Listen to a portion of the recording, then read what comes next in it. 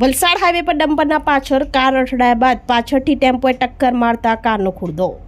Valsad national highway number 48 ઉપર sugar factory નજીક dumper car અને ટેમ્પો વચ્ચે ટ્રિપલ અકસ્માત સર્જાતો. સુગર ફેક્ટરી હાઈવે પર રેતી ભરેલા ઉભેલ ડમ્પર નંબર GJ07TU6350 માં પાછળથી આવતી કાર નંબર MS04GJ3322 નો ચાલક ડમ્પર સાથે ધડાકાભેર અથડાયો હતો. જે બાદ પાછળથી આવેલ અન્ય ટેમ્પો ચાલકે કારને પાછળથી ઠોકી દેતા ડમ્પર અને ટેમ્પો વચ્ચે કાર ફસાઈ હતી, જેને પગલે કારનો ખુરદો બોલાઈ ગયો હતો. કારમાં સવાર 5 લોકો કારમાં ફસાતા સ્થાનિકોએ ભારે જહેમતે બહાર કાઢ્યા.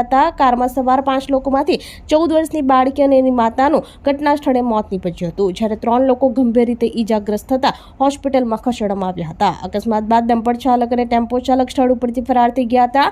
ઘટનાની જાણ રૂરલ પોલીસને થતા સ્થળ ઉપર પહોંચી તપાસ હાથ ધરી હતી.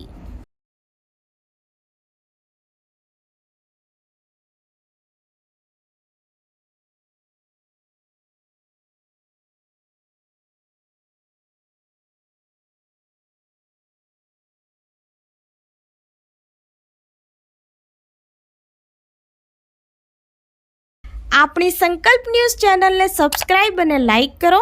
બેલ આઇકન દબાવો જેથી આવનાર ન્યૂઝ અપડેટ્સની નોટિફિકેશન આપના મોબાઈલ પર સૌથી પહેલા પહોંચે. Like, subscribe and share the video.